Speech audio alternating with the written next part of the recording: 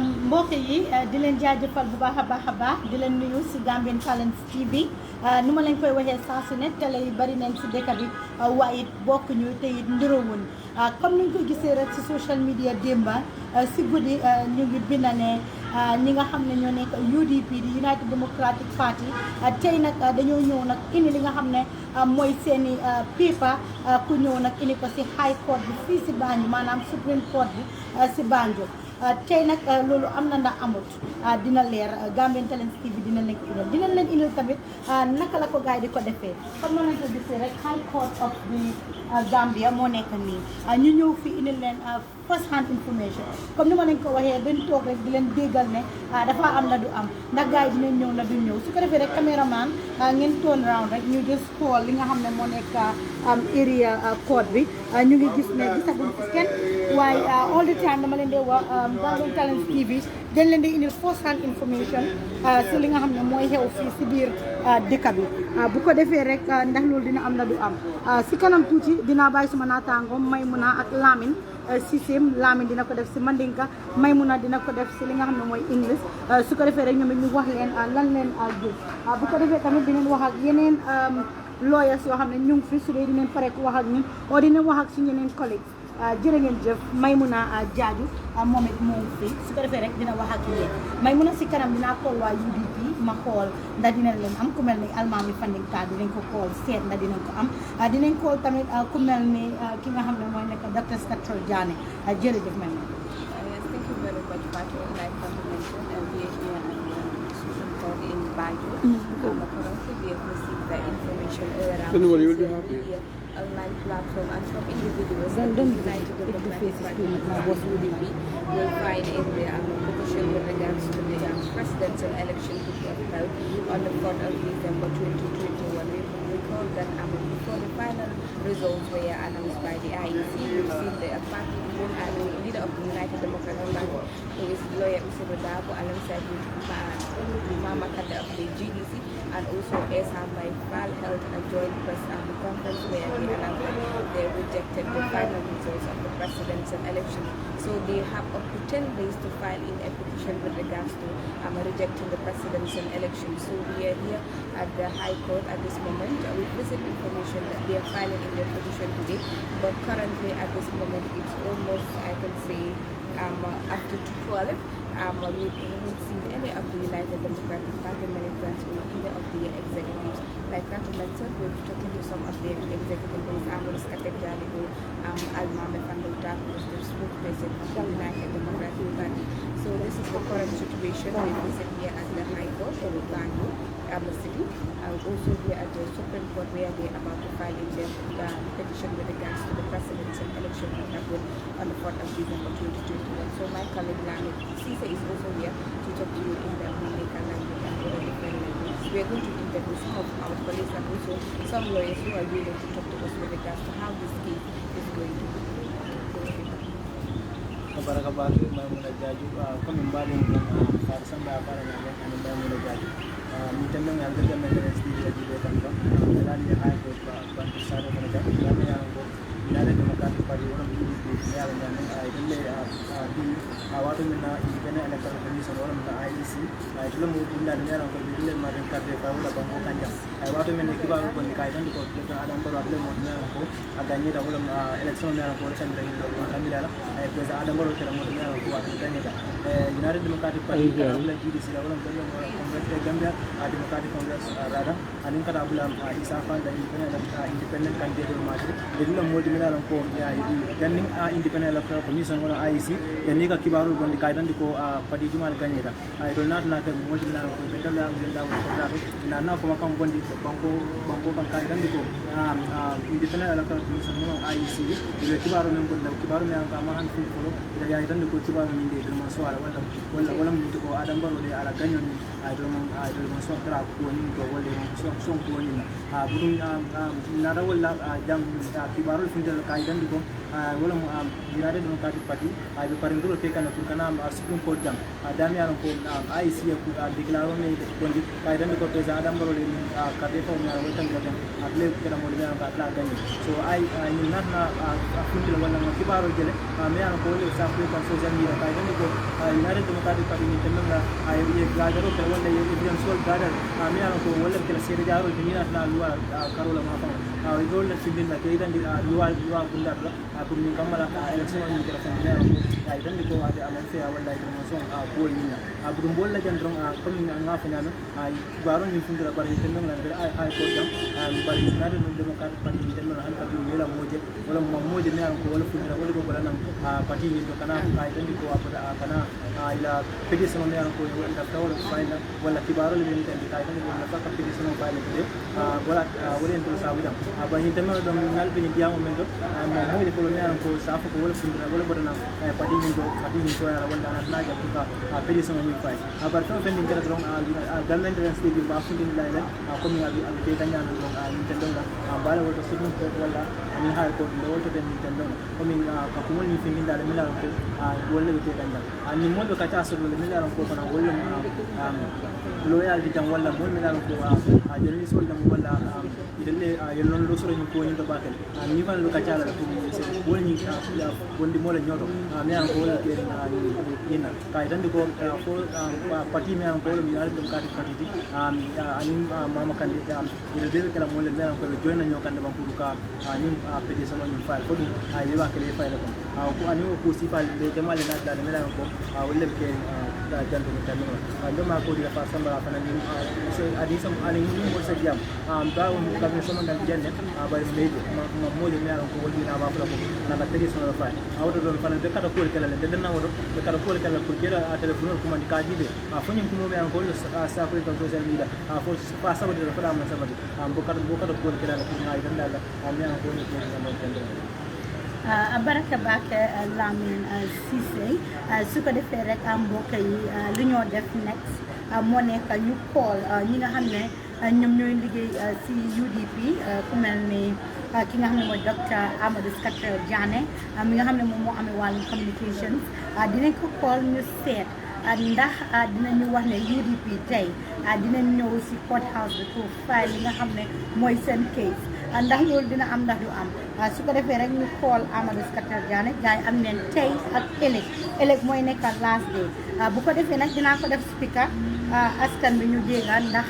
Amadou Scatter Diané dina uyu ndax du uyu moom nag he have been somebody koo xam ne daf dee communicate very very very well Maymuna su ko defee rek ñu wax la Maymuna mun nga ñëw indil beneen phone bi ñu try ko foofu noonu unfortunately ñu ngi try ko call fii ba den nekkul di dem noonu bàyyi ñu try Amadou Scatter Diané fii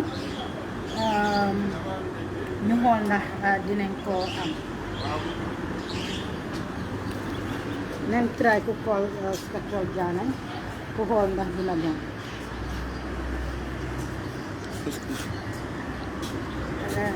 ñu try ñu xool ko all this while nag dañ ko dee am over the phone so ñu xool ndax dinañ ko am right now this minute dégg ngeen ko mu ngi ring but amaguñ ko so nen nekk di gën a try to seet na dinañ ko am Dr. Scatter Diané former Minister of Information during Jammeh's time and right now mu ngi liggéeyal United Democratic Party moom nag moo amee seen wàllum communications and all the time nit yi da ngeen dee gis dafa di mën a am ak moom interview so su dee busy wut dina uyu comme ni mu dee uyu all the time suñ trayee almaami suñ ko trayee amul ko dinañ tray almaami Fanding Town moom tamit ñu xool bu ko defee rek yéen a ngay gis mu ngi ring waaye uyóobut mu ne ko mu ngi ring waaye uyóobut wax naa leen ko télé yi bari nañ si dëkk bi waaye bokkuñu nduroowuñ suñ amutee kenn fii comme que gis nañ ko si news bi ñun dinañ ñëw ñu indi leen first hand information ndax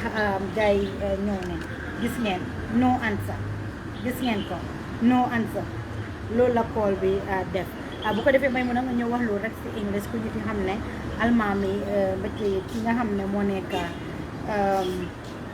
Dr. Scatter Diané moom uyóobut may mun dinañ try almaami si kam. Thank you very much, Fatou. Like what I was saying earlier in Wallach, with tried calling Dr. Amadou Scatter Diané, and he's also part of the executive of the United Democratic Party to get first-hand information with regards to whether they are coming to here at the High Court to fight in the petition. Because we have seen all around social media that 2nd of December 2021, we filed in a petition with regards to the presidential election final results which were declared by the IEC, the Independent Electoral Commission, showing that President Barrow, the incumbent, won the presidential election with a landslide victory. And the United Democratic Party, as a bona fide registered party in the Gambia, decided to reject the presidential election. So they decided to file a petition here today that's registered all around social media. So that is where we are here at the High Court to confirm and know whether the executive and also the PDP as a party are here to file in their petition. But at this but at this moment we get to see the United Democratic Party militants and also executive of the party. The party tried calling Mr. Janet to get him on the phone and also trying to call the Almami Fanningal, who is also the spokesperson of the United Democratic Party. So we find that some of our colleagues who are here as journalists are also to analyze the situation, how this support is going to be ruled with regards to the petition filed by the United Democratic Party. All right, thank you, Maimuna. As you can see, we are trying Almami as well, as you can hear. So, didn't know before a minute. Kung hindi ka na Almami mo may dinawin.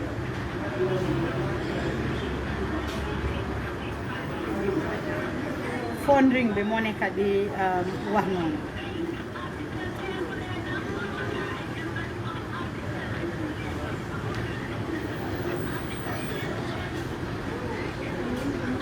So Almami tamit amon ko. Lamin, you can just come gawang lulu si Mandinka.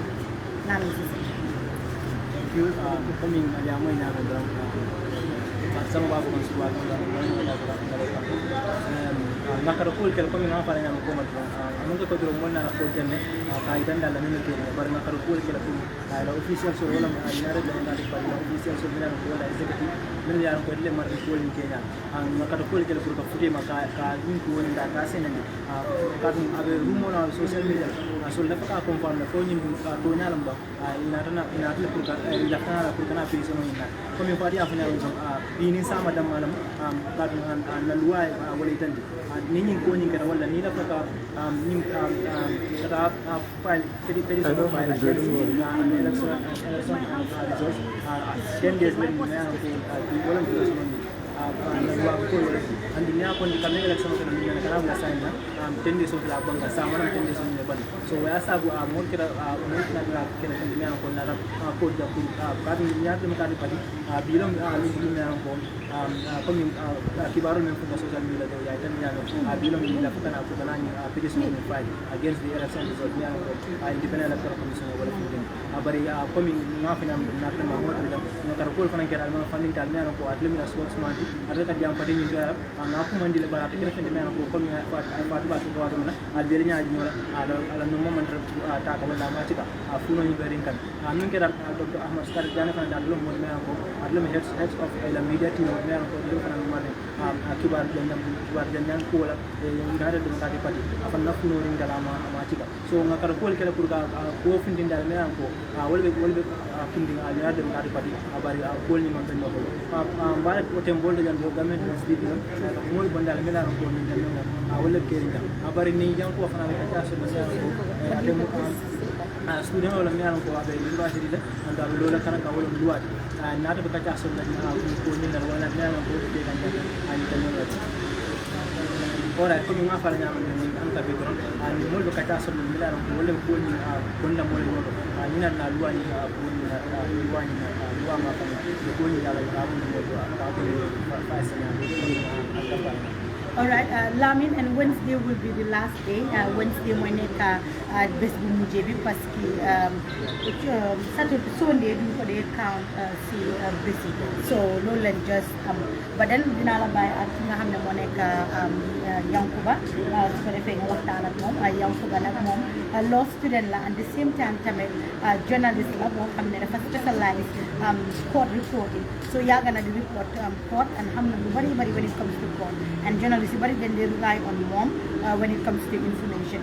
and Gambian Talents TV ñu ne dee wax all the time ne ku la jiituwati si néeg bu lëndëm rek moo la mën a wan yoon we are not at competition with anybody nekkoon di compete ak kenn ñun dañ dee work with everybody képp koo xam ne idea am si lii la nekk rek ñu jox la ko ba mu su ko defee rek ma bàyyi ki nga xam ne mooy Lamin Cissé mu indil lañu lan comme Fadi a fana man drum yang ba jallo do mo de yang alu wa kan kan university university wa kan ba te kera mo de yang wa do wa ni kan newspaper ko ba de me la ko le ka ko jam most of the times akena mo de yang so ka de ko ko so na ka ta so na ka school ni dan mo na sa ko ni mo mo le ka ka ni do wa ko na ka ka ni ko na ki ba de na ka ki ba de na so orang ada berkata dalam saya di dalam pemilihan aku lalu kita macam ada di dalam berkata apa lagi high court banyak bebe lorin jana be batum diro la ko ndai democratic party comme raputangan social media ko dinala ko dina so do jang ke ba baran say man na am sa ta to 1240 wala sa meje ko par sa hani jambo ko do ko wala sina na animal okay yang ko sa ko no muli na ba Gambia kama na ni na semi kon la wala ko ya ko wala Gambia mara sa ko no muli wala na ko dinat na mo funda ko maswara luan ni ko hari ada luar sekitar itu nih parti ini loh election wala ini kan election nada como social media para imam kota pun se petition of final kadang Supreme Court wala court party Gambia nyaron ko within 10 days till come nggak sama Supreme Court so saya aja kami election announced on the 5th and then bukan di masuk konti ni aku konti arab wala 10 days so ni arab wala deadline for through any party or party ni arab contest election of people petition na so Supreme Court ni nggak ada decide I think about it la ini sa but you people here side no filing the answer and the registrars of the Supreme Court in Kala one side of 46 in the Democratic Party now we need to for because news to level I DDP for now for the total of the but Mamu to the Supreme Court you people are right now kami just sudah melihat bila answer jam Arab ini Islam kita puno muli ni ada baru kali kali nak tunjuk nanti karena idan ni kes ni kan ini cuma lektor kes ni dan ni cuma lektor kalau kita ni IC le resource alam so itu kita nak kami challenge on resource so IC le sama lah nak IC le resource le kalau kau challenge kali ni kan IC le anu main kata lagi dulu IC wala alam tu ini nak IC jadi orang partis kena it depends on the vision of their lawyers who are parties now they are likely to affected by this solution asking all kana nak but when ko jaman IC the party to this ni nada ko binan so isa puno mo le ko ni kan mo asking ay palido lahat ng case nito kung kila yan yung case na start ko kung yung case ni start nito lang yung atal ya petition ni file na start ako lang so ya realize ya affected by the case no ya any party may allow to the decision of the court at the end of the day yeah is going to be likely to affect the party because party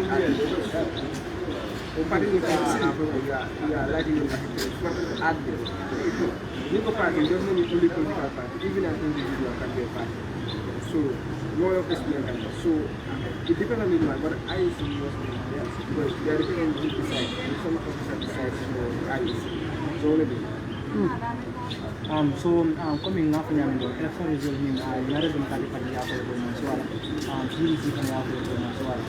So, it's up for no more mo juma le be lori na bin wala mo juma le kwani ka ko ka na ko ka ko election result man so ba ko abe ben kala hali on the judicial ni dama hali individual gande so ga mo election result man ka mo opinion is opinion I don't know what is your boss. He's saying you find asking expert, him. freedom of expression.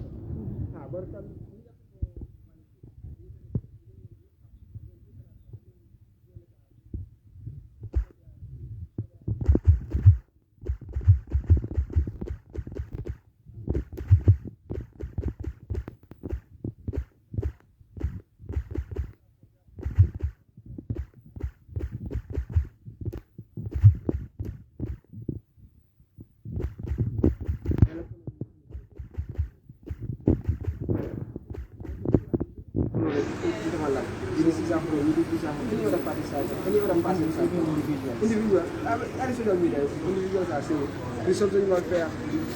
Don't define it a comfort. I don't define you can't sign it against your counting on the spot. Near can sign.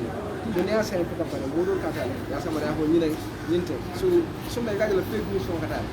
So call them and go. We will pull outside. Many of them can go to Supreme Court. So no one will know how but for even a court, the one fruit. Like evidence in there now. But still difference now for court. No, individuals cannot. It's only a person, independent candidate may contest a political party, but not individual, because Section 49 is very clear on that. More than a court, election by Stop typing. if you contest election, Stop typing. then you have the chance, you have the right to file a petition. When you want contest, No, don't worry. you cannot. It's very clear. So it's all for no more. Come in United Democratic Party. Come in Kibaru na kinta. Amante kudumya ko sa phone na kina na takana. Para adigan social media kaya na ko takana police na file. Sa phone mo bole phone this is the first time them they can municipal Sri Lanka. Dami ana ko no rasono kada. Padi do kinda ko no so na ko da ko ni chali na ko. No, you can follow it. Now you're in the recent past, the local government election. When can I count out? BDP na ko ni GDC na mo sama na ko. GDC la candidate mo. O kono bo ni election petition. This was 2018. 2018 ha local government election.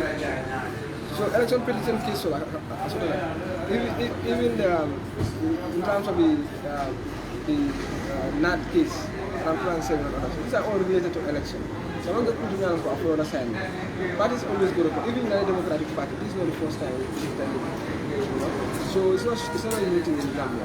It's at yes. The constitution code and the section 49. Momo is not open. I'm going to put together for I'm saying 10 days and then the presidential election. Then can attend this yellow filing. But I think the mood we are going to contest while a party will have a contest. Okay, was there any time me and independent candidate wala the political party me and they are not satisfied with the election results? So incumbent wala masakundani December period. Was there any time? 2016, President Yahya Jammeh of APRC, I petitioned on that because he was dissatisfied with the results. Because the constitutional vote, any party, when you are dissatisfied with the results, you can go to the Supreme Court. The former President Yahya Jammeh, I think 2016, at the Supreme Court, and even the Supreme Court was the judges of panel among so who came over for I think so I'm going to put me on for more than the main contest so I can get that.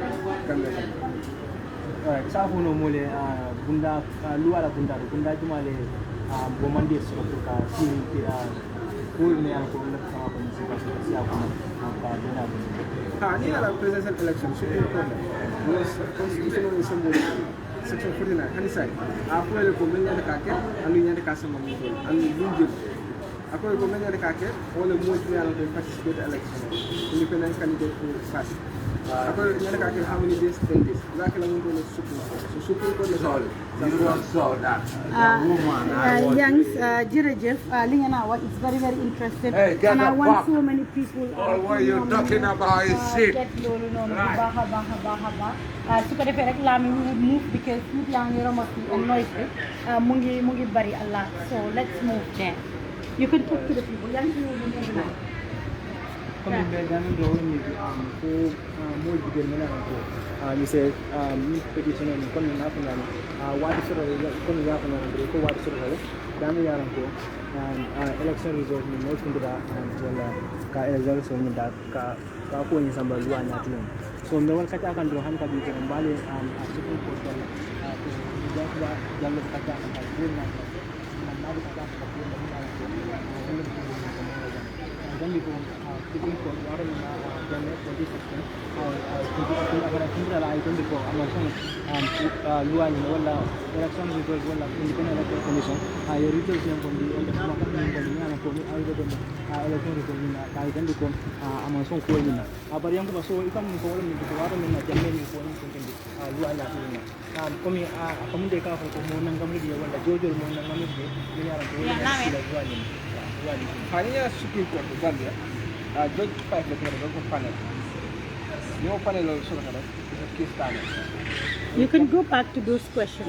So kabir Gambia ko kena ada mo Supreme Court ni aman si ito mo lulu jigan judge so wala panel ni ko panel ito mo 5 la so 5 ni wala masuk la same time Supreme Court ni ko tambira 5 7 ko is a full bench ni ko bench wala yalan ko Supreme Court mo 7 bi yalan Supreme Court ne decision on case almost 5 years. So you can appeal, but the appeal is called review. So they will review kono more 7 na kataraji. Yalan ko any party in case na the election petition, you lose the case. It's not the end of the day. You can do what we call review. So review for then 7 binasila the case is done. No okay that is the fine. Because there must be an end to justice. So you're gonna review it again after this. After the review, no. One person, as far as I'm not. There's no other process after review. So what will be? So Supreme Court, it's a full bunch of coming last week, so the Supreme Court is sitting right now. They are hearing other cases. So in case nada, I'll go because it's one of urgency. So I don't know how would the lawyers for any party, UDP or any other person, independent or what, how will they come, whether they will come a certificate of urgency attached there because they may not want Barack to be sworn in. They want the case to be heard.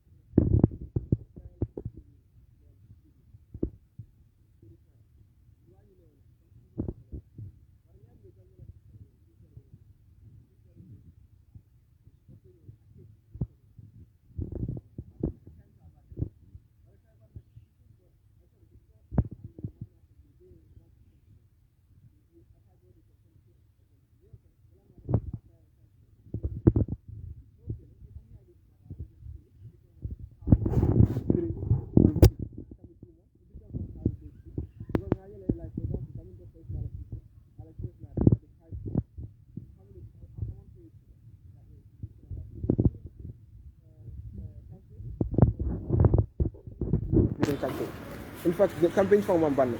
So it shows how the judiciary can be. It can be flexible, it can also be rigid. It depends on how it goes.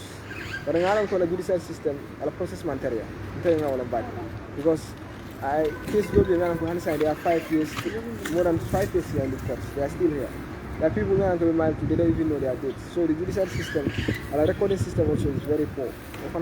So all those things are things to consider. When the certificate of urgency applies, it means the case will be prioritized, then they can hear it speedily, and then justice will be examined. Oh, so it's our for no more coming.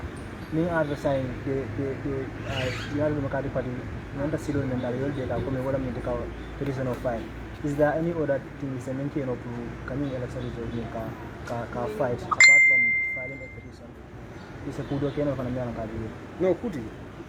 Constitution is kudo. Niaje ma yele fan kaye ko momo se petition of file ya enclose ka ke kuti nyalo ko mel participate either independent or political party.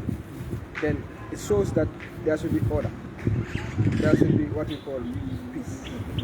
There should be decency. We'll be in the Qatar because constitutional obedience. What we like to have, it must conform with public order, morality, decency, and all other things they are mentioned in the Constitution. So they cannot give you any other right other than going to the court. Courts, you call for temple of justice. You got a court. Ikela identify ila yakaro bila court kan yaji ko to ngabe sabat daga. What court?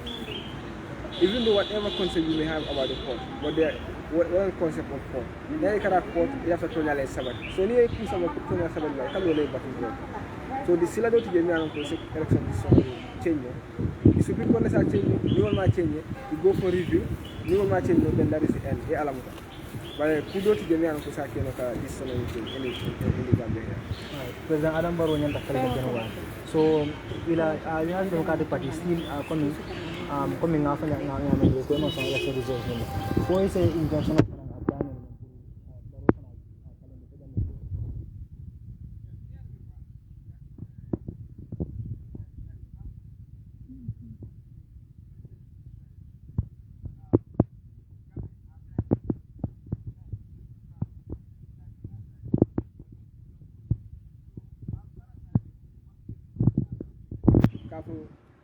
the case has something to do with what we call the swearing in. Therefore, while the case is going on, the president cannot be swearing. Like for example, I can in National Assembly, Yakuma get a case, and for the Kasama. Yakuma the motion of file, for the Kasama should not be sworn in, pending the case. But what did the Supreme Court do? Well, no, they will not do that. For the swearing, while the case continues. So if that spirit is to continue, then President Adam Barrow can be sworn in, and then the case continues. But it depends on the wisdom of the Supreme Court. But I can't know the National Assembly, Yakuma oppose for the Gasama should be restrained. The Supreme Court will no, they cannot do that. So another community Democratic Party like case near President Adam Barrow swearing time. They want to try that. It depends on the wisdom of the court, but I can't know they cannot do. So whether they will do it with the president is another thing. Yeah. So it's a matter that people must follow, and when you follow it, what is the outcome of the case? Because whatever decision they are people of caliber in terms of justice. So it will allow them to So finally, whole Bandalo United Democratic Party are assigned. They don't have any other means to follow. So, are they going to sit and wait for the next election? No, I don't know what they will do, but what they should do is, it don't let Mama lose. A lot of parties lost election. This is the first time they lose the election. It lost in 96, 2001, 2006, 2011, 2017 they joined the coalition and won. 2020 they lost. So they have a history of losing cases, and they have always been peaceful people. So, this decision still, they find it hard. Supreme Constitutional Court 10 days, because a person who loves the country will not do anything that will go against the laws, will not create any violence, will not do anything it's going to jeopardize the peace of the country. So, what I expect is they will be very peaceful people. Gambians are known to be very peaceful people. You're supposed to know, you're not supposed to know, kajala ko be mu kelinati mode kude kelo mode wula ku ke ngal ko banko bula la problème ko te wala ndela miro anu ngamira fana to bolo ko ba ngalon ko akere nyaw nga dibe bi fu arabo ko bina ko then next you know what the steps they will take, because I believe the address by the leader honorable Hussein Dabal address about the people go home and wait for us, the leaders. So people are waiting for them. I know whatever. At the end of the day, now the address collectors party is going to tell them to maintain peace. That's what is expected, because this is what he signed at the peace accord, the January peace accord, that they will all advocate for peace, peace ambassadors. They will tell their people to respect law. So that is the situation here. So that's what I expect him to do, and that's what I expect also is from the statement. Alright, mbokk yi bu leen dem dinañ xaw a change place parce que Yankuba dina sona ku mu taxaw just like that. Yankuba, you can get seated so that we can have it in English as well. So Maimuna will interview you in English. Maimuna and Yankuba, you can get closer. You can get closer. So Young's mom student at the University of the Gambia, and the same time mun nga wache leaving so that it can be, or is it good? All right, so that we can have both of them. Come on and go to the courthouse. Yankuba ak Maimuna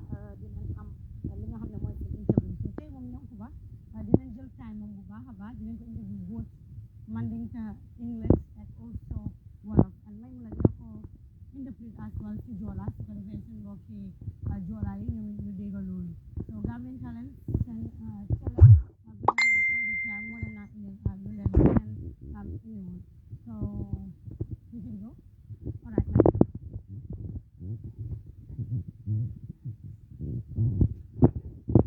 What are we expecting from this court case which the United Democratic Party is about to file in a petition with regards to the presidential results, which were announced by the Independent Electoral Commission on Sunday, the 5th of November, December 2021. So Yankuba also, he is a journalist and also a law student at the University of the Gambia. So I will just talk to him with regards to this case and also how this case is going to be handled. So Yankuba, greetings to you. Thank you very much. Greetings You can boost your voice. to the viewers of Gambia Talents TV. I'm happy to spare some of my time with you people and this is what I'm doing. Yes, can you tell us what you did here? Yeah, I come to cover some Supreme Court cases and other High Court cases, and also as well wait for the most anticipated, the most awaited petition that the whole country is talking about. That is the rumor that the United Democratic Party will be coming here to come up with their petition, which everyone is here to wait for. So everyone is asking, I'm receiving calls, and people are receiving calls. You see, everyone is here to see whether it is going to be possible. And this, since morning they have been here and we don't see them yet. And then we hope before the end of the day or tomorrow, Wednesday, they will come here. Yes, so what does the 1997 Constitution says about contesting the election result? Any person who contests in the election or any political party that contests in election, if you are dissatisfied with the results, you can file a petition to the Supreme Court within 10 days. Within 10 days. So the day is that is when it should be 10 days, where it should be the Supreme Court, and who can do it is the person or the political party that contests. So these are the three things that the Constitution says about who can do it. And the United Democratic Party and other parties, and you have one independent candidate, they can all come and they come file their petition if they have substantial evidence that they think can change the tide in their favor. Because as far as we know, the tide is in favor of President Adama Barrow. So I don't know. So who are they suing? Yeah, they're going to sue the Independent Electoral Commission. They're going to make IEC the defendant of the suit, because IEC is the authority that make announcement. It's the only authorized body to do that. And then if you are dissatisfied, you sue them. You say that yes, you have announced this, then I'm going to challenge it, that your results were not correct, or there are irregularities. They can do that. They can challenge the irregularities of the election. But these are things that they need to prove. Yeah, so they need to prove before the Supreme Court. And this, I think, this is not going to be something that is going to be easy. This is why they're taking their time. Because you can see now, since the election was announced on the 5th until now, they haven't come yet, they did not file up to this time. It tells that they may be working on something, or they're still struggling to get evidence. So I don't know which one is which, but they have to put their house in order. Yes, so who can file a petition to change the election result? Yeah, the person to file the petition is an independent candidate who participates in the presidential election, or a political party that participates in the presidential election. These are the two who can file a petition before the Supreme Court to change the elections. So at this moment, can the parties file together or individually? Yeah, they can file together if they believe, but it has to be parties that participate. Not every other political party. You know, we now have 18 political parties. So, but how many participated? 5. So those 5 will have to do it, or the independent who can also do it. Yeah, joint suit is allowed. You know. So is this the first time that a political party is contesting against the election result? No, Gambia has a history of election petitions. Let me just cite 2 recent ones. In 2018, the local government election, when you say local government election, as it regards the chairperson of Punta Ward Area Council, the United Democratic Party, UDP, sued the Gambia Democratic Congress, GDC, before the High Court. And the case went in favor of GDC. When UDP challenged sued the IEC and GDC, but at the end of the day, GDC won the case. So also in 2016, former President Yahya Jammeh also challenged the elections results as it regards he was satisfied. He said IEC announced twice, and then there was confusion and chaos in the country, So he challenged it, but he could not also proceed with his case because the Supreme Court was not full at the time. The panel was not fully constituted. So he could not go far with the case. So it happened. Gambia has a history of that. Even UDP have been doing that on the Gambia's regime. They have done that in some occasions. UDP challenge election results. But all the time, decisions were in favor of the IEC. So, what is the duration of within which they can file a petition to change the election result? Yeah, it's 10 days. You can file within 10 days. Yeah, within 10 days. You can file a petition. But as I will repeat also, you have to be a political party that participated or an independent candidate participated. These are the two who can file. Yeah, so which court has the jurisdiction to sue over such a petition? There is the Supreme Court of the Gambia. It has this jurisdiction to hear election petition. Section 127 of the Constitution is there. The Supreme Court has the jurisdiction to the exclusive original jurisdiction to hear what you call election petition. So it's exclusive original jurisdiction that the Supreme Court has. And Section 49 also is saying you can file that petition to the Supreme Court. So it's the Supreme Court that can hear it. Yeah, so in this case, how many judges can sit over this case? Yeah, 5. Supreme Court has 5 judges for this type of cases. There on hearing. So with 5 cases. Yeah. I find 5 judges. And now on review, after the judgment, if you are dissatisfied, you can still appeal. But this appeal, they call it review. On review, they sit in 7. So the Supreme Court of Gambia is full now. They can sit up to 7. They have it. So they can do a review of their own decision. Yeah. So it's the Supreme Court 5 for hearing, and later if there's any review, then 7. So will the judgment of these judges be final, or can they be appealed? Yeah, as I said, the hearing, if the Supreme Court decide, yes, it's the decision of the court, but it can be appealed. But as I said, the appeal is called review. That review it has to be done by a panel of 7 judges to review their own decision to see whether they were right. Yes. So how long should the case last? No, in the Gambia we don't have that timeline for hearing cases. We have very good provisions in the Constitution that says right of fair hearing, speedy trial, within reasonable time, and all those things. But we have problems of expediting cases. Gambia we have those problems, especially this case that has attracted the whole public interest. Everyone is talking about it, even in the vehicles. Everywhere you think about, people are talking about this case because there's a rumor on social media that UDP is coming to file that case. So such kind of cases attract public attention. I think the judges will take their time. They may not rush this case. I don't know what they will do. But also there's a procedure where you attach what you call certificate of urgency for the case to be heard urgently. Like even in the National Assembly, you can attach certificate of urgency to a motion and then it can be heard speedily. So here too, the court, there's a way you do that. But still, I don't know how long. It can be done within 2 weeks, 3 weeks, 1 month, 2 months. It depends. It can be even after President Barrow is inaugurated. This is swearing. So everything is possible in this case. So, but I believe at the end of the day, justice will decide.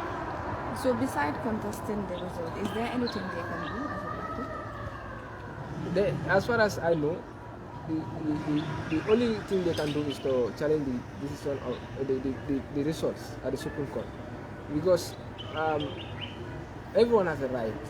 But there is no right. You don't have that right to do things on your own or take the law in your own hands, because if you go to the Constitution, it tells you have the right, but your right is subject to the rights of the others, public order, decency, morality, peace, and all those things that are listed there. So no other way, as far as I know, they cannot do any other thing other than coming to the court. This because why? There should be decency, there should be order. So whatever you do, it has to be in line with the law.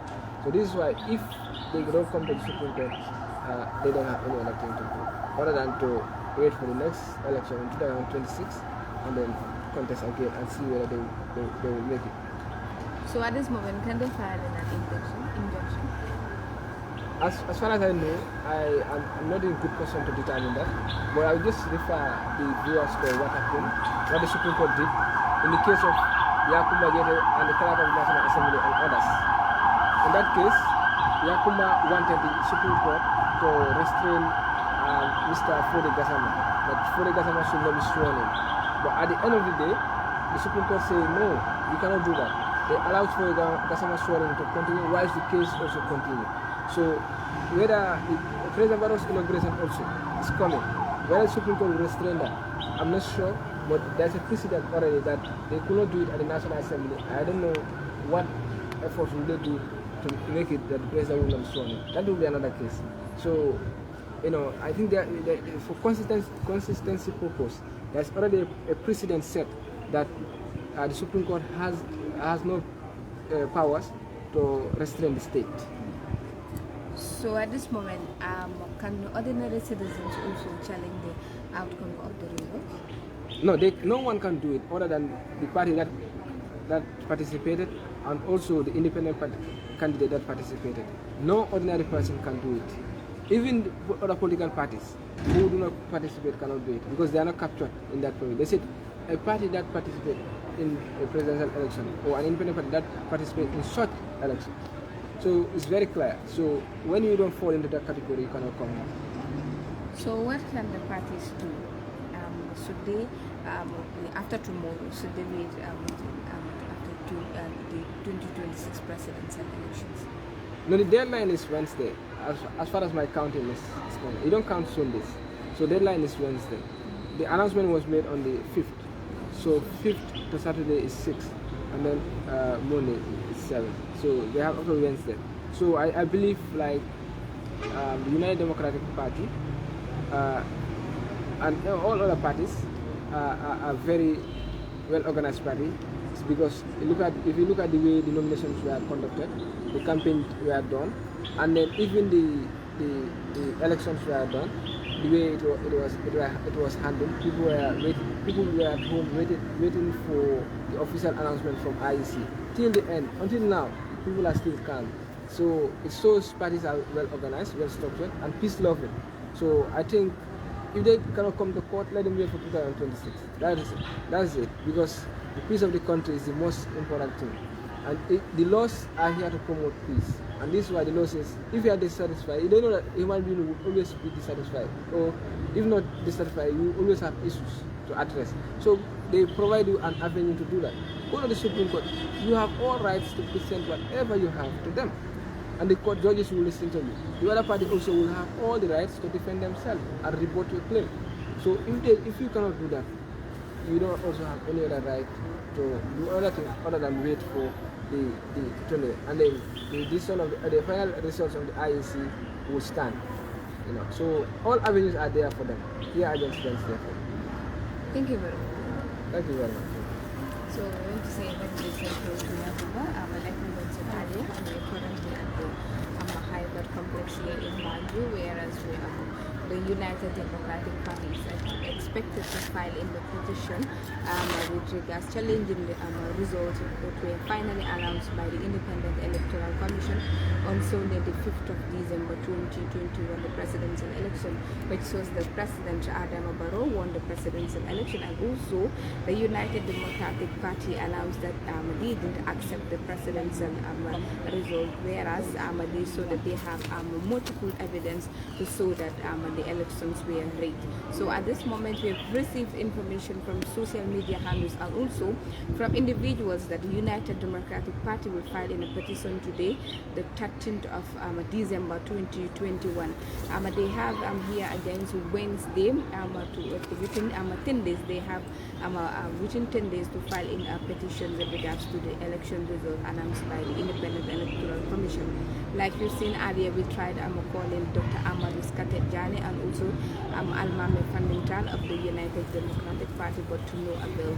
So this is the current situation happening here. So it's Gambian Talents TV. We are going to keep you posted to show you everything that's happening right now. Thank you. wolof. ok mbokk yi nekk di seetaan Gambian Talents TV comme ni ñu ko waxee rek am nañ waxtaan ak kooku di Yankuba mi nga xam ne journaliste la ak tamit mu ngay jàngal loo foofu ci University of the Gambia ak tamit doon na nit koo xam ne ku xarañ la si li nga xam ne moo nekk court reporting am nañ waxtaan yi nga xam ne seetlu nañ ko ak moom so mun ngeen a seetaan waxtaan bi ci Gambian Talents TV comme ni leen ko waxee rek receive nañ information from social media ak yeneen place tamit United Democratic Party di UDP tey dinañ file in seen petition ci election results bi nga xam ne boobu la IEC daal di announce ñoom wane na ne nanguwuñ loolu nga xam ne moo nekk IEC luñ daal di wane constitution bi jox na gaay within 10 days pour mun a gis ne ñu mun a file in seen petition so at this moment receive na information ne tey la gaay war a file in seen petition waaye ba léegi gisagul kenn ki nga xam ne bàyyi ko na from UDP is either seen party militancy wala seen executive try nañ pour call Dr. Almari Fandenta mi nga xam ne moo nekk seen spokesperson bi kooku di Amat Skaket Jane mi nga xam ne moo séntu si seen wàllu communication si media bi ko mënuñoo jot gaay pikuñ seen téléphone yi so fii ba Wednesday rek boobu la gaay mun a am within 10 days comme ni ko gaay waxee parce que results yi si dimanche lañ ko announce léegi fii ba Wednesday rek xam naa dinañ expect boobu mun a gis ne UDP itam def nañ seen warga ci élection bi nga xam ne gaay accepting result so ñu bàyyi Fatou tamit mu tamit mu daal di ñu waxtaan jërëjëf Maymuna kàddu yi rafet na ñu toog ak ki nga xam ne mooy Yankuba Lamin Ceesay waxtaan ak moom si Mandinka bu ko defee rek Maymuna nga ñëw dimbale Lamin fii su ko defee rek ñu ñëw dem ak ñi nga xam ne ñooy mbokki olof yi yéen it ngeen xam lan moo nekk di xew jamono ji fii si Court House tey ñu bari ñu ngi wax ne UDP dinañ ñëw fii nga xam ne mooy place bi nga xam ne fii la ñoo àttee fii mooy place bi gën a mag si Gambia su ne wàllum àtte fii la cases yu bari xew fii la dañante yu bari xew fii la xëccoo yu bari xew fii la lu bari xew su ko defee nag buñ ne UDP dañoo ñëw ñu bari foog nañ ne dëgg la UDP dinañ ñëw waaye jamono ji ñu ngi fi depuis si suba depuis 10 o'clock ba fu mu nekk ni is 1:30 waaye it gisabun waa UDP bu ko defee rek mbokk yi ñu toog ak ki nga xam ne journaliste la waaye di same time tamit maanaam mu ngi jànga si fi nga xam ne moo nekk place bu mag bi si dëkk bi muy university bi foofu la moo jàngee li nga xam ne mooy loi su ko defee rek waaju baax man nuyu la nga wax ñu yow yaay kan ak lan ngay def fii. maa ngi tudd Yankuba Jallow di président of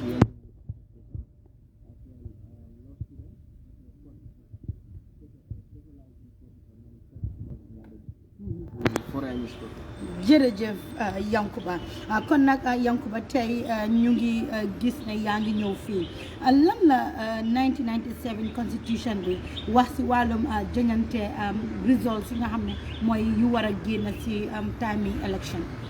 waaw constitution bi daf ko wax si section 49 mu ne parti bu contest si presidential election bu independent candidate bu contest si presidential election mooy bu joŋante taxaw si election. su fekkee results yi announce nañ ko waaye yow nag kotaaloo si results yi am nga right pour dem si Supreme Court within 10 days nga file sa pétition. pétition mooy sa challenge. mooy ne results yi man kontaan na si. te nga wax lu tax kontaan na si mooy pétition. kan moo war a def lii.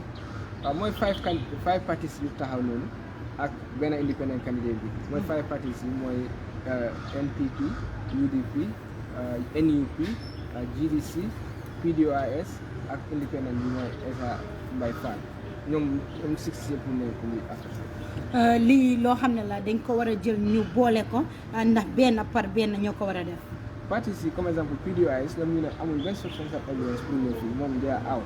soo ñëwee tamit yeneen parties yi te am na consitement Essa Fall sax def na press conference contre soo ñu des yi GDC la ak UDP mun nañ booloo mun nañ individual cases so mu ngi des si gars yi naka la ñoo defee affaire individual case am na ak joint suit am na. so ñaari yëpp mun nañ koo indi fii. bii mooy first time maanaam njëlbeeni yoon bi nga xam ne joŋante yu mel nii am na ñiti nag ñu bañ a nangu li nga xam ne moo nekk kayit yi nga xam ne moom la gars yi wax ne moom moo am.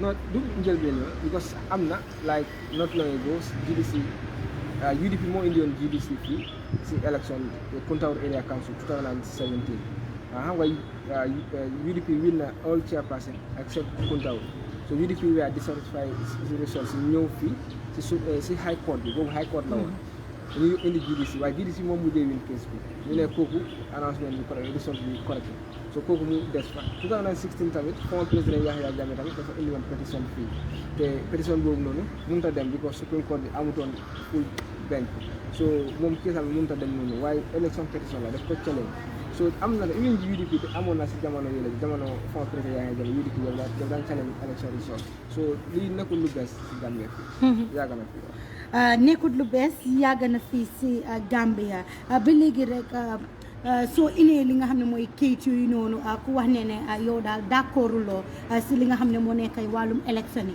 lii ñaata fan la war a nekk 10 days mooy 50 fan si constitution bi ñu ko wax mu ne within 50 fan mu nga ko indi first day bi mu nga ko indi 5th day mu nga ko indi 10th day waaye warta ko ma 10 day within 10 days la wax loolu 10 days yooyu da nga koo count si bési élection bi na boobu bokkul non results yi comme exemple dimanche lañ ko annoncé Sunday doo ko compté so the following day ngay starté waaye compté moom doo bokk doo Sunday bokkul fa mooy dimanche doo ko def compté mu ngaa compté bés yi yëpp ba des dimanche ak public holiday ñaari yi doo koy compté sooy compté bés yi because ñoom nekkuñ official days dimanche ak public holiday aside of this any other days day boo xam ne mu ngi ko count so maanaam UDP am nañ fii ba Wednesday mooy alxames waaw fii ba alarba waaw UDP ak any other party even party boo xamante ne da nga participer nga foog ne results yi correct nga bëgg ko challenge mu ngaa ñëw fii ba Wednesday ban court moo war a taxaw li nga xam ne mooy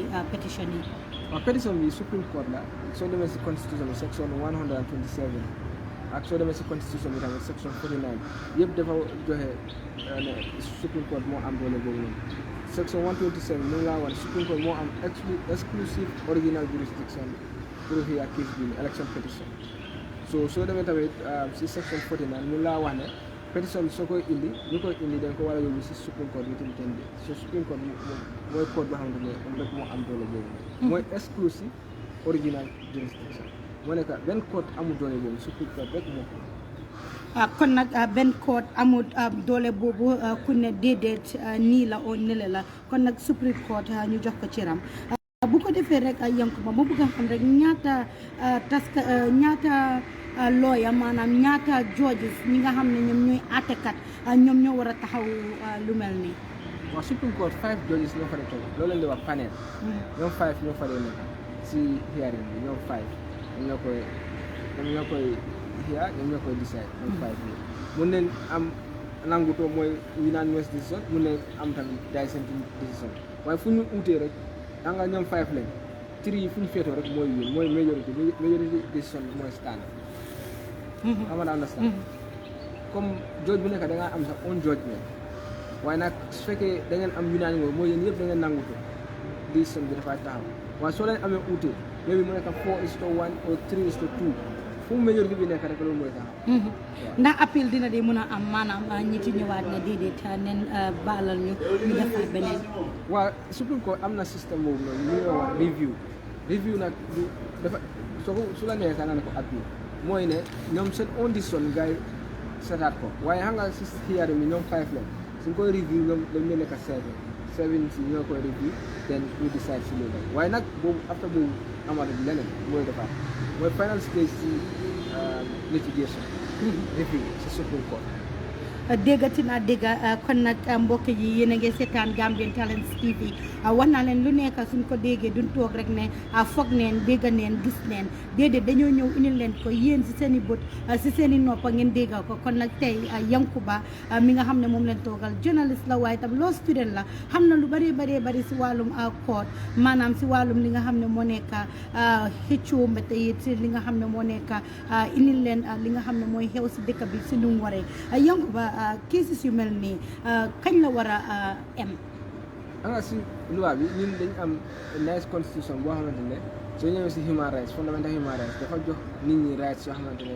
rights yu baax la mooy right to fair hearing right to speedy trial right to trial within reasonable time waaye nag Gambia système bi mooy léegi-léegi nga am case boo xamante ne moo am 2 years fekk warta am 2 years léegi-léegi tamit cases yi ni moo demee dafa des yeneen contexte yi raw nañu si loolu bu baax a baax because suñ structure bi suñ recording system bi dafa bon because we still use archaic recording system mooy amul automatic libi mooy digitized system ñun lu ñoo def mooy handwriting oo nga dem nga toog nga typeaat so loolu yëpp daf day waste time so there is no day boo xamante ne am na ko si constitution mën na la ne wala si beneen loo mën na la ne case bi da nga ko war a hear within 1 day or 2 day or 1 week non loolu su ma la déggee ndax du nekk ne ñi dañoo ne it na nguur mooy bugga rek di win ay case maanaam muy gën a yàgg moo tax ñu defee ko noonu.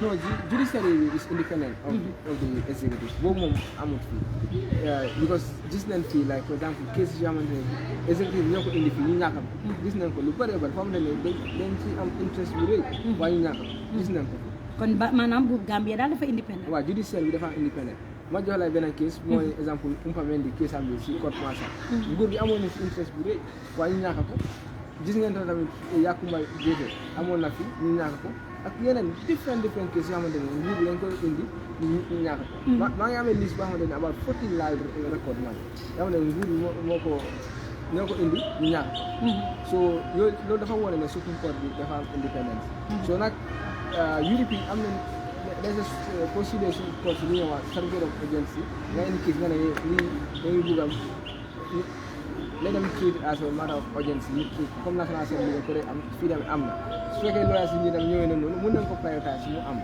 waaye yaakaar naa ne in 2 weeks 3 weeks for 1 month wala 2 months mën nañu xiyaar case bi mu doon te am naa yaakaar bi because Supreme Court fi mu nekk ni kaa ñu ngi si te mën nañ ko xiyaar ñu expedite ko waa xamante ne balaa soirée ni président Adama Barrow ñu ne am décision macha allah mbokk yi gis ngeen ko lii moo tax Gambian Talents di leen indil nit yi nga xam ne seen xel dafa màccal lool si liggéey yu mel noonu moo tax it ñu indil leen ki nga xam ne mooy Yankuba muy jàngal li nga xam ne mooy loi the same time tamit mu nekk journaliste Yankuba bu dul joñante yu mel nii si wàllum li nga xam ne mooy results yi lan la nit war a def.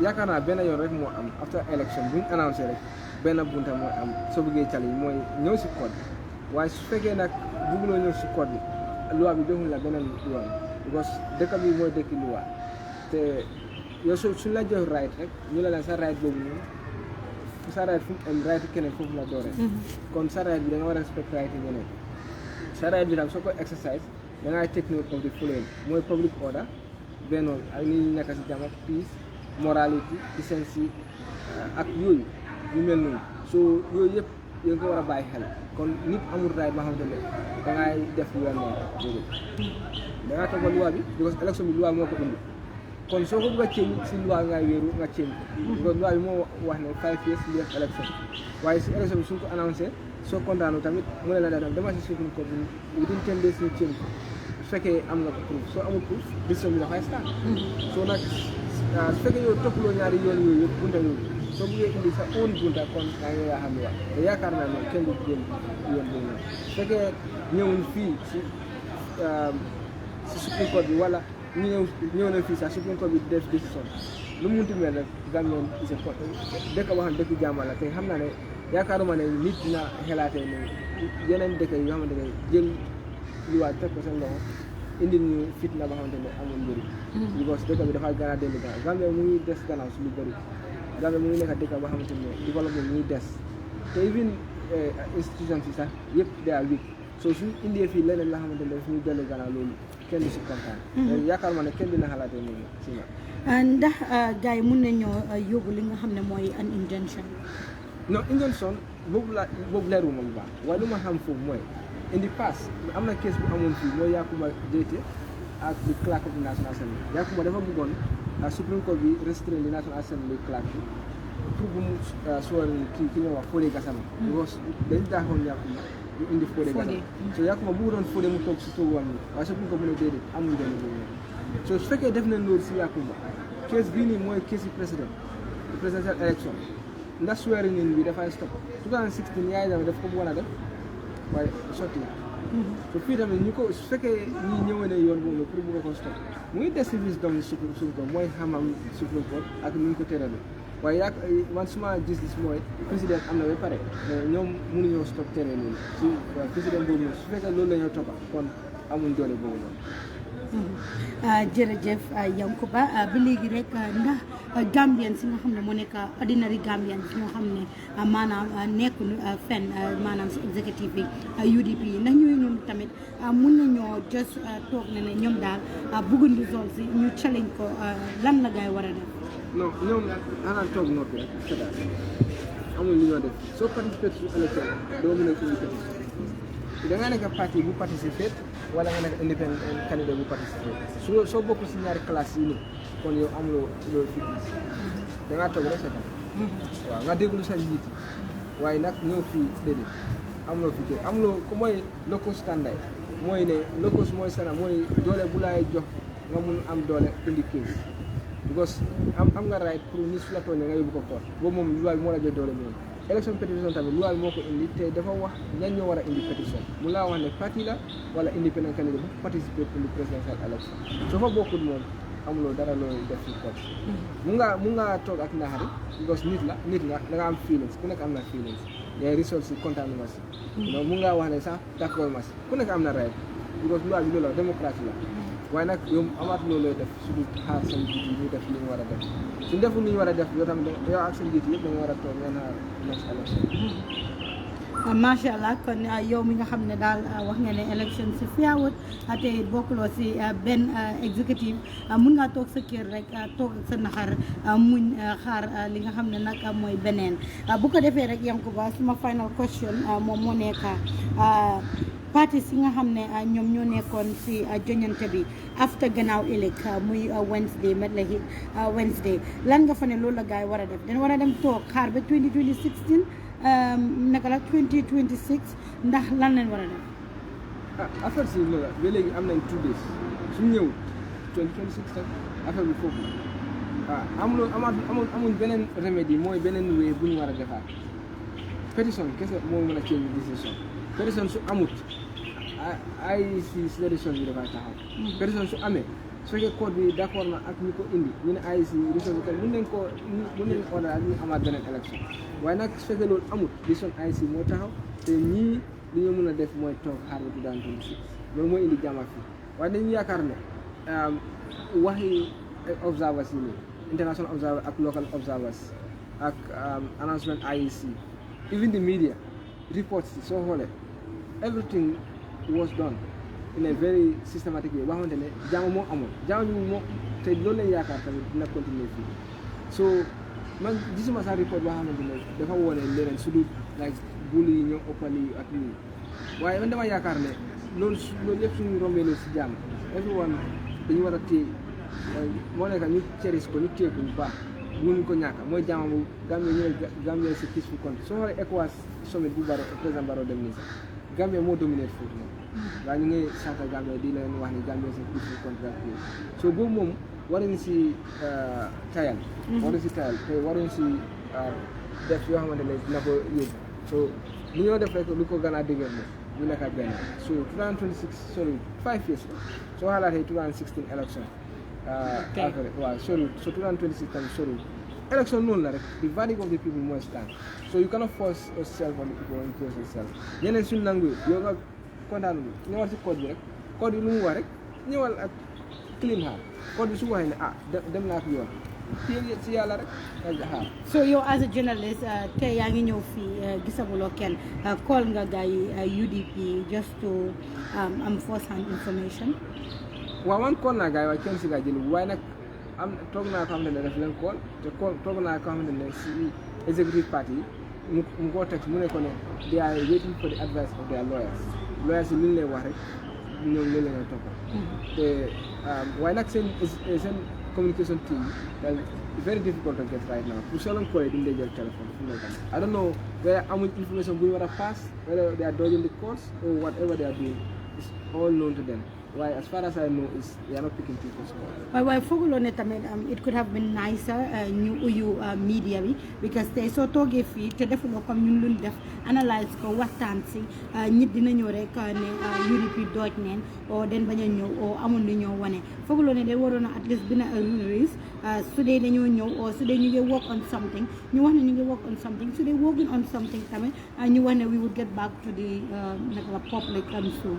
dañ am lu ñuy wax proactive disclosure of information parti bu nekk rek rumo bi génne na ne UDP ñu ngi dem si court dañoo file pétition parti bi dafa war a am official communication ne yes ñun ñu nga dem court mooy proactive disclosure of information ne yes dinañ dem file bi wala lii du dëgga ñu ngi xaar suñu laaj wala ñun sax amul intention pour dem court loolu yëpp parti bi daf ko war a naa génne mooy proactive disclosure of information waaye most of the parties yoo leen a gis fii Gambia dañ leen xaar bi information am dañ leen react loolu moo dee xew lii ne fake news la wala leneen waaye de first instant balaa muy sori sax yow mën na maa koo leeral te media bi sax loolu daf ñuy jàppale ñun suñu liggéey because suñ ko amee rek you know what to tell the people because as far as I know we are all police da nga am calls from different people ñu laa wax ne UDP ñëwul gis nañ ko everyone believes even some newspapers wrote it today that UDP is going to file it today so nag dañu war a am seen own official communication li ñu wane yes lii la si parties yëpp laa nekk di wax général yi mooy proactive disclosure of information dafa manqué si Gambia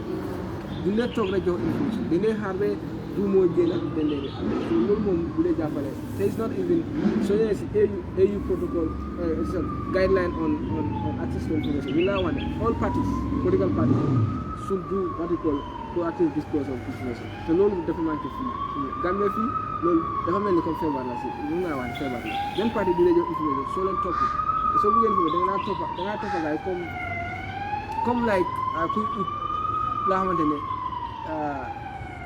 comme gars yi dañ leen nëbbu comme ñi nga xamante ne ñu ngi amee suñ ko génnee rek loolu dina dugal si problème laa xamante ne ñu déggolee sax information boo xam ne pour dañ ko bëgg a jox si public bi fii léegi avant di parti de site on ba pare dañuy def media bi as an enemy.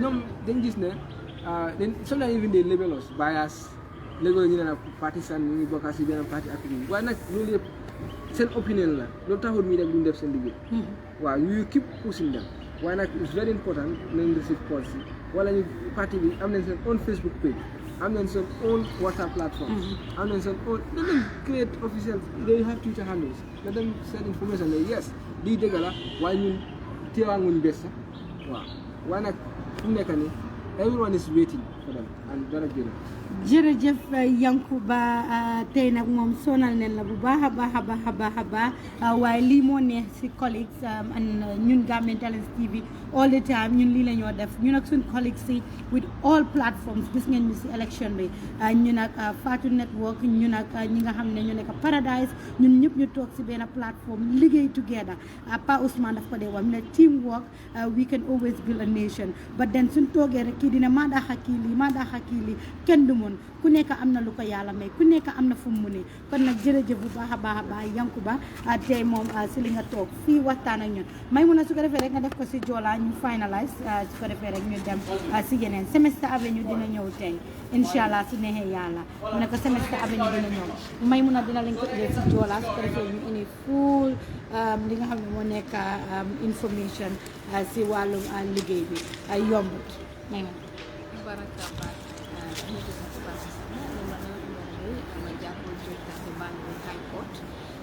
delivered information to United Democratic Thank you. Party. Kakam UDP jat akobe file in petition yo ni beka yisen mati koku mangut ama presidential resource yet monde kati IEC yo ko jom pour release beka yisen mati president Adama Barrow achila winum presidential elections so mo hande ama kabere fitan ko rima ko pour le tour ama from social media Facebook bano social media ko yisen mati United Democratic Party jat ko waran ko file in petition yo de beka yisen mati koku mangut election results yan manje yo IEC senum but at this moment when you would cut high court kabri mu jomara bol joy tate amate deni nya wata e kankan it's almost to 2 a minute to 2 ama benye ni jokote bukana ka problem from UDP but ama nanjela ko mekane programme yo ji won ko ama kati ama United Democratic Party akame almame fandintal di am Amadou Tedjane barko tuka kabkan kan manje ko ngaru se telephone soli mo kan jira ko ko tate manje mekdi apalo li ankone ni Yankuba Jallow ajila ama ombo ka study law di University di Gambia di kana a journalist mo kan ama Gambian Talents TV wol fana ngi pour le tate bi kay sunu wono sambe wala ka bajo tate ni am case and manje yo am United Democratic Party to file in petitionally our committee presidential election for Bajuar get 30 bi am Arabay which is Wednesday ko file in petitionally because luwa sincèrement ku nakone ku ngeen yon 10 days within 10 days pour mo ngol di file petition yolu so Gambian Talents TV ko kontate high court de ko yusulu wano san wali ka bajutate di petition en men di parti United Democratic Party ko len ko feel ye jata amata Supreme Court bar wenye juju ko tan an appeal UDP. Close in English. Yes, so it's a pleasure being here. Like we said, it's the Gambian Talents TV. Like we told you earlier, we've received information that the United Democratic Party were filing in their petition with regards to the presidential election results, which were announced by the Independent Electoral Commission on Sunday, the 5th of December 2021, which shows that the incumbent president, who is President Adama Barrow, won the presidential election in a landslide victory. So before the announcement of the final results, the United Democratic Party under the leadership of lawyer Usainu Dabo made a declaration that in collaboration with the leader of the Gambia Moral Congress, who is GDC, which is Gambia Democratic Congress, Mama Kandeh, and also independent candidate, who is Esa Faal, in a joint press conference, so that they didn't accept the results which were about to be announced by the Independent Electoral Commission, but we later say that Esa Faal pulled out from it. So we received information from social media handles that today, the 13th of December 2021, the United Democratic Party will file in a petition with regards to the presidential election final results announced by the Independent Electoral Commission. But at this moment, we're yet to see the official of the United Democratic Party. We tried calling Dr. Almame Fandingtal and also Amadou Skatajani of the United Democratic Party. So this is the current situation happening here at the High Court. My colleague Lamin Sister is also here. Lamin? Thank you.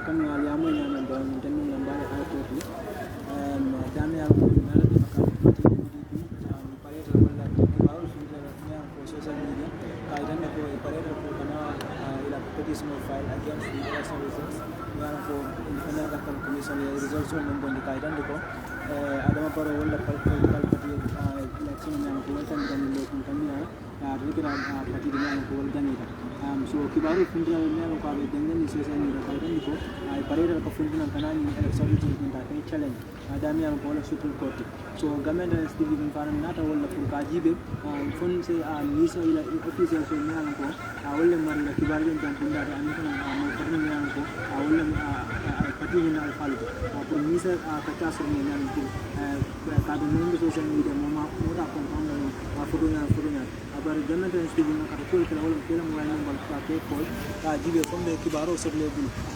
ami an ko ibre ni petition ko ni abar ako mi halaya nyamen dongal mo sole kam ngela nombal ko lawol alma family tali spokesman ngako la no mamon rat woka wala ngako la funo rim ta bara man ra ci kaga fenge fana memu ila media team the head of media team Ahmad Skaral Jani fana ngako la the same team so mbala wo Supreme Court burka nyin ko li bonda la nyi dum ko ko li tan ni social media ka don ko United Democratic Party parade burka da ala petition file against the election results ko min mbala wo ko ni memu alin far samba be kacha so ko min Mama Kandeh ni na ta atla ko jiwe ka bring Independent Electoral Commission the election results ni announce kam then ni ka ko conclude Mama Kandeh is afal adinula da bo ya na ka funyo ka statement on ka dan ko election result ni no so ala watari Independent Electoral Commission mo ko ni fundi fele so mano na je fana nyaato ndi Mama Kandeh na is afal na to mo mi ko ate ada ko ko ka ate focus kam ala party wala independent so be awala ton around pour ka ota ka build pour se logo nyal wala ko banno for the next election please is rano we have more our trust house so should nyari so mamula ye is afala ni swift changes in idea 1 minute you are there and then the next minute you to so I usually maybe for him as an individual as usually I achieve ko election atata anya because I need to video it only come a press conference okay I usually ko imam evidence so kay tabi ko election or tata in the other way around so ko nga dynamic afinti tele kay tabi ko at this moment I will concentrate on how to build his own political party to participate in the 2026 Maimuna, there is information that just came in. Okay. So Yankuba will join you. Yankuba, you can join us and give us the latest information. Yeah, you can hold on a bit. Right now, so we will regulate everything, and Yankuba. Wow, Yankuba dem na mu ñëwaat right now, as you can see, code baa ngi nii dara nekkut di dem. I went to verify whether, as I was whether the people really came and I was told they were not here. But another issue is the time of the hearings, whether the case will be had expedited. And then you all know that the vacation is coming, Christmas is coming, so it's going to take some time from the case because the judges will go for vacation, the court officers and the court staff here will go for vacation. So I think it's going to affect at least the case. Maybe the case will be had around January, unless until the Supreme Court decides otherwise. But I believe it's going to be had around January. So towards, because between 25th to New Year, all falls within vacation. So I'm not sure how it will happen. But in a very short time, they said vacation will come. I asked when is the vacation coming, but the person could not tell me. But I believe it is coming shortly. So before Christmas, there will be vacation. Say this in Wolof. Yes. No matter what mooy demoon naa fale di laajte waat ndax suma gannaaw ñu indi leen pétition waaye ñu ne ñëwaanguñ waaye li am mooy ne court si ñu ñëw am vacation mooy leave dañoo dem toog jël some weeks leave because Christmas dafa am New Year am te jooju si dañoo dem leave te court staff officer staff dañoo dem vacation te loolu su amee rek case bi ñu ngi ko séntu woon ndax case bi dinaa ko xiyaat am gaaw na jël time because dama yaakaar ne case bi suma own analyse laay wax ne case bi mën naa am mu start pour January so loolu tamit leneen la loo xamante ne war nañ ko bàyyi xel si case bi nii. Alright, wax na ko si Mandinka.